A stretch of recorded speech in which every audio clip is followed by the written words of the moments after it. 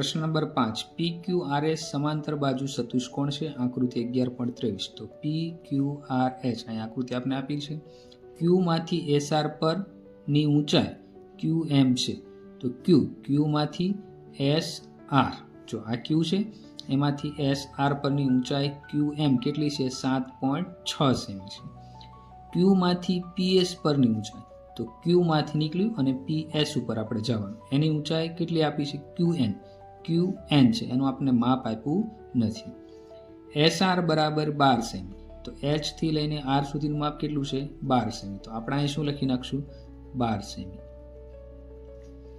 QM 7.6 semi હવે QM અહીં જો Q થી લઈને M સુધી અહીં 7.6 સેમી આપણને આપ્યું છે તો પહેલો પ્રશ્ન શું કીધું છે સમાંતર બાજુ ચતુષ્કોણ PQRS નું ક્ષેત્રફળ શોધો તો PQRS નું ક્ષેત્રફળ શોધવાનું તો જો આપણને આધાર કેટલો આપી દીધો છે 12 સેમી ઊંચાઈ કેટલી આપી છે 7.6 સેમી તો આપણે આનું શું કરવાનું છે ક્ષેત્રફળ મેળવવાનું છે ક્વેશ્ચન 5 માં આપણે શું લખશું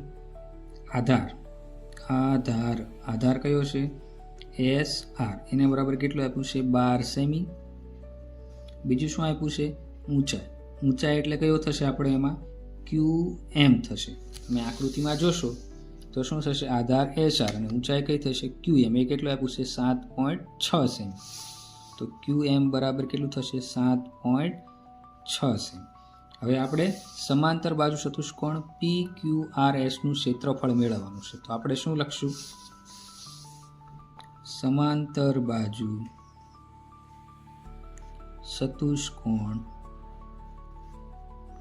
PQRS નું ક્ષેત્રફળ બરાબર આધાર ગુણ્યા ઊંચાઈ તો આધાર કેટલો મળ્યો છે આપણને 12 સેમી ઊંચાઈ કેટલી છે 7.6 તો આ બંનેનો ગુણાકાર કરશો તો તમને કેટલા મળશે 91.2 સેમી સ્ક્વેર તો ચતુષ્કોણ PQRS નું ક્ષેત્રફળ બરાબર 91.2 સેમી સ્ક્વેર આમાં બી શું કીધું છે જો PS 8 સેમી હોય તો QN શોધો હવે તમે જોશો P અને S શું થઈ ગયું આધાર અને આ શું થઈ ગયું ઊંચાઈ તો હવે સમાંતર બાજુ ચતુષ્કોણનું ક્ષેત્રફળ તો આપણે હમણાં મળ્યું છે આપણને કેટલું મળ્યું છે 91.2 સેમી સ્ક્વેર તો એના ઉપરથી આપણે શું મેળવી શકીશું એની ઊંચાઈ એટલે કે આ ચતુષ્કોણની ઊંચાઈ આપણે મેળવી શકશું તો હવે આપણે શું કરશું બી માં આધાર PH એ કેટલો આપ્યો છે આપણને 8 સેમી અને ઊંચાઈ કઈ છે આપણી QN એ આપણે ગોતવાની છે અને ક્ષેત્રફળ આપણને કેટલું મળ્યું છે અગાઉ 91.2 એનો આપણે ઉપયોગ કરવાનો છે તો 91.2 સેમી સ્ક્વેર તો આપણે લખશું ચતુષ્કોણ PQRS નું ક્ષેત્રફળ બરાબર આધાર તરીકે આપણે હવે શું છે PS તો આધાર PS ગુણ્યા ઊંચાઈ કઈ છે QN જે આપણે ગોતવાની છે QN હવે આપણે આમાં કિંમત મૂકશું ક્ષેત્રફળ કેટલું છે 91.2 એમના આધાર કેટલો છે 8 સેમી અને ઊંચાઈ QN આપણે ગોતવાની છે હવે QN આરે જે ગુણાકારમાં છે ક્યાં જશે ભાગાકારમાં તો 91.2 ભાગ્યા 8 બરાબર શું થશે QN જે આપણી શું છે ઊંચાઈ હવે આ બંનેનો તમે ભાગાકાર કરશો તો ઊંચાઈ તમને 11.4 સેમી મળશે તો ઊંચાઈ બરાબર આપણે કેટલું મળ્યું 11.4 સેમી QN 11.4 સેમી દાખલા નંબર 6 સમાંતર બાજુ ચતુષ્કોણ ABCD માં DL અને BM અનુક્રમે બાજુઓ AB અને AD પરની ઊંચાઈઓ છે તો આપણે આકૃતિ અહીં આપેલી છે ચતુષ્કોણ ABC અને D DL તો DL ક્યાં છે DL તો એ AB પરની ઊંચાઈ કઈ છે DL છે અને BM પરની ઊંચાઈ કઈ છે AD તો BM એ કોના ઉપર છે જો AD ઉપરથી કઈ નીકળ્યું છે BM અથવા MB તો જો આ AB નો વેધ કયો થશે DL અથવા ઊંચાઈ કઈ થશે DL પછી DA ની ઊંચાઈ કઈ થશે MB અથવા BM તો આગળ શું કીધું છે સમાંતર બાજુ ચતુષ્કોણનું ક્ષેત્રફળ 1470 સેમી હોય તો AB બરાબર 35 તો એથી લઈને બીનું માપ કેટલું આપ્યું છે 35 સેમી.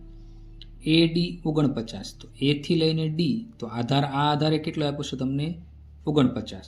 તો ઊંચાઈ કઈ વધી BM અને બીજી ઊંચાઈ કઈ છે DL. આ બંને ઊંચાઈ આપણે શોધવાની છે.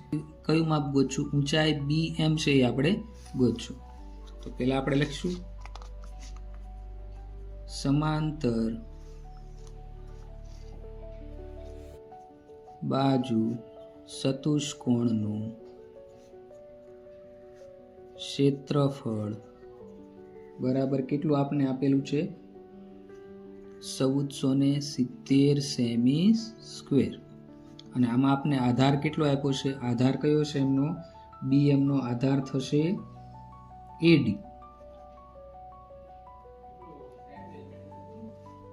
બરાબર 49 સેમી. પર આપણે લખશું સમાંતર બાજુ ચતુષ્કોણ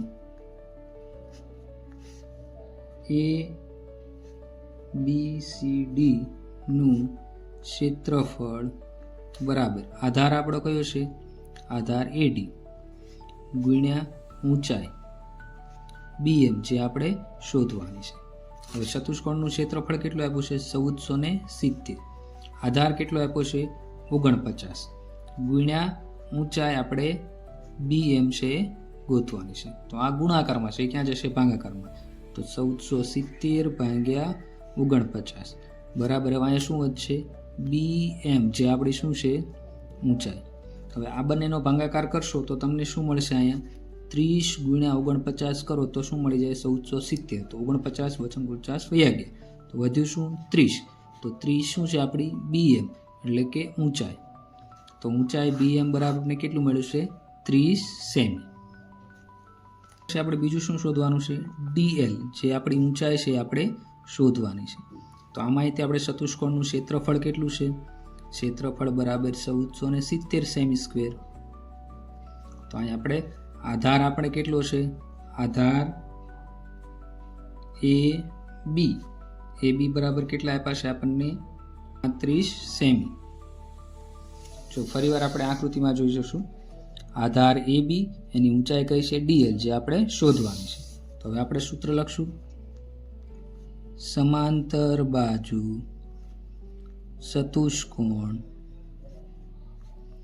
ABCD નું ક્ષેત્રફળ બરાબર આધાર કયો છે આપણો? AB ગુણ્યા ઊંચાઈ કઈ છે આપણી? DL જે આપણે શોધવાની છે. તો ક્ષેત્રફળ કેટલું આપ્યું છે? 1470 સેમી સ્ક્વેર એમના, આધાર 35 સેમી એમના, ઊંચાઈ DL જે આપણે ગોતવાની છે એમના. તો હવે DL સાથે 35 ગુણાકારમાં એ ક્યાં જશે? ભાગાકારમાં. તો 1470 ભાગ્યા 35 બરાબર DL. હવે આનો તમે ભાગાકાર કરશો તો 42 ગુણ્યા 35 કરો એટલે 1470 થાય. તો 35 ઉડી ગયા, તો આપણને DL કેટલી મળી? 42. તો ઊંચાઈ બરાબર 42. તો આપણે લખશું કે ઊંચાઈ DL બરાબર 42 સેમી.